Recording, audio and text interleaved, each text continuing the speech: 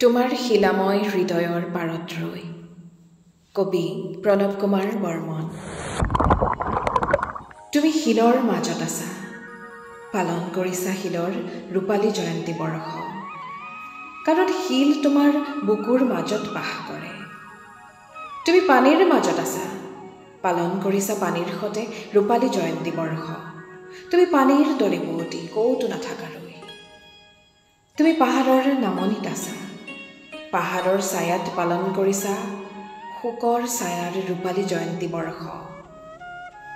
তুমি জলপ্ৰপাতৰ সন্মুখত আছা, কোনেও দেখা নাই চকুপানী তোমাৰ কেনেদৰে সৰে। তুমি পালন কৰিছা চকুপানীৰ ৰূপালী জয়ন্তী বৰ্ষ।